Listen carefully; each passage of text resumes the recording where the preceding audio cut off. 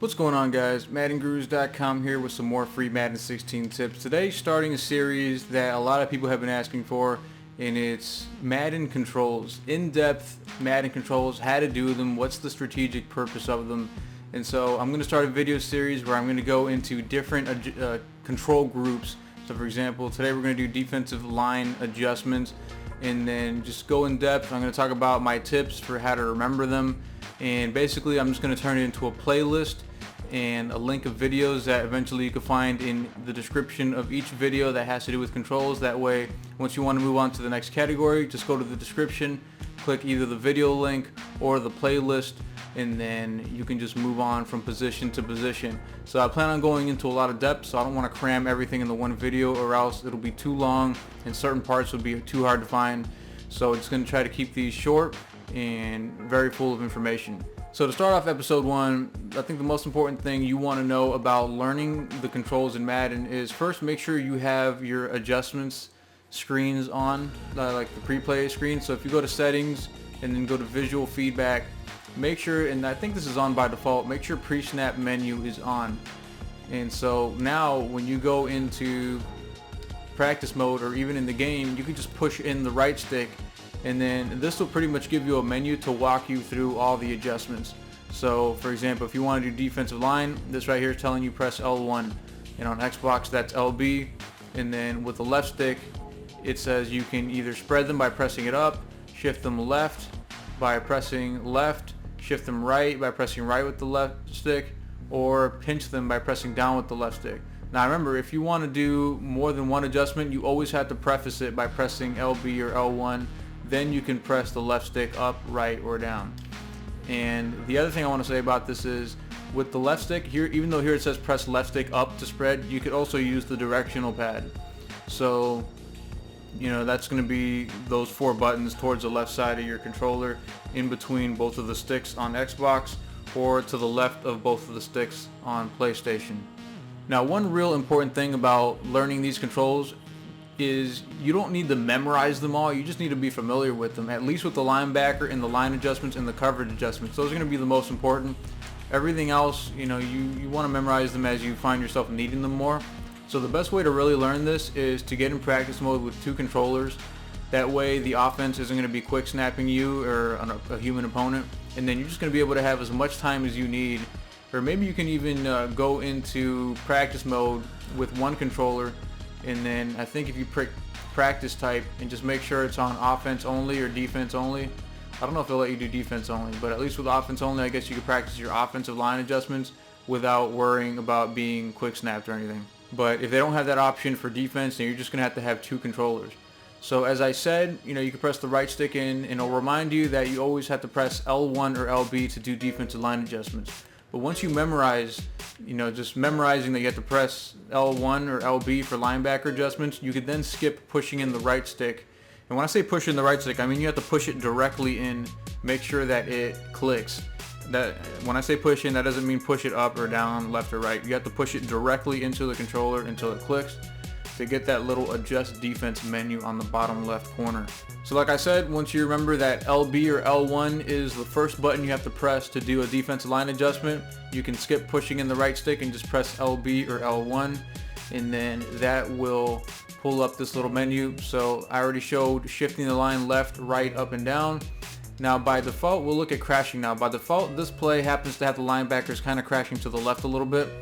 But if you do LB or L1 and then left with the right stick, it'll do the actual crash adjustment, and doesn't look very different, but sometimes it is a little bit different and can make a difference when it comes to certain blitzes.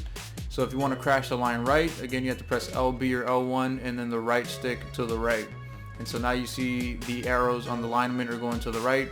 If you want to crash them down, then it'll make all the arrows go towards the center. So you'll notice that this D-tackle was directly in front of the center, so his angle is kind of going to look straight, since it's just going to make all the angles point to where the ball is before the snap. And then if you want to crash the line up, it's going to call it edge rush. So you're going to press LB or L1 and up with the right stick, and then that will make the angles go towards the outside. And now what's going to look weird sometimes is this D-tackle. So if we move him So he's towards the right, and when I did crash out or edge rush, it made his angle go to the left. Let's see if I move him over to the left a little bit if it changes. No, so his angle is always going to be like that, but sometimes depending on which side of the center they're on, usually it'll go towards the far away from the center, but for this one it just happens to do that. And also, if you ever want to reset anything you've done, you're going to have to press LB or L1 again, and then L2 or LT is going to say right there on the bottom right corner of that little menu says clear shift. So that's going to move them back to where they originally were. That would be the only way to do that, because if you shift them left, your only other options are to shift right, down, or up. And neither one of those are going to put them exactly where they were by default. So you're always going to have to press clear shift if you want to undo whatever you did to the defensive line. And that also goes for any crashes that you did. So if you crash them right, as you see now, they're crashed to the right. If you press LB and L2, now they're back to their default on this play, which is crashing slightly to the left. Now for strategic purposes, why would you want to do these line crashes or line shifts?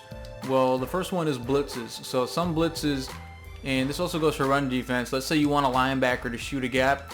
Sometimes you want to figure out ways to make it so that these linemen occupy the right lineman, so that then a linebacker could shoot through or a corner could shoot through or things of that nature. So if you see in any of the blitzes that I produce over at Madden Gurus or MaddenPlayers.com, you'll see a lot of them have the lineman shifting to a certain direction, crashing to a certain direction, and those are all necessary to make a blitz come in cleanly and smoothly. And like I said, same thing goes for run defense. One good way to stop fullback dives this year is to try to occupy the center and the left guard, and then having a linebacker blitzing over that gap. And sometimes you'll have to re-blitz linemen, and we'll go over individual adjustments in another video, but those are going to be some of the strategic purposes. Also, if they're running the ball like crazy to one side, a run defense might work best if you shift the line to the right, just to give your players a little bit better position and kind of favor that side of the field more if your opponent's running on that side more. So those are the main strategic purposes of line shifts and line crashes. One final adjustment that we're not going to go over in this video just yet is if you press L1 after you press LB or L1 again, it's going to do quick adjust, and then it's going to let you select the icon of an individual lineman, and then it'll let you do individual adjustments to them. But that's something I'm going to go over into another video because that's a lot more advanced. And so that pretty much sums up the defensive line adjustments. I want to thank you guys for watching. Make sure you like and subscribe to the video if you liked it and you want to see more episodes coming up with Madden controls. And also, if you're looking for a guide that'll help you bridge the gap between a new player and a great player, make sure you check out the Madden NFL Philosophy Guide. The link is in the description, and it tells you everything that's gone over in the guide. A lot of tips similar to the one you saw in this video. So thanks guys, I'll see you on the next one.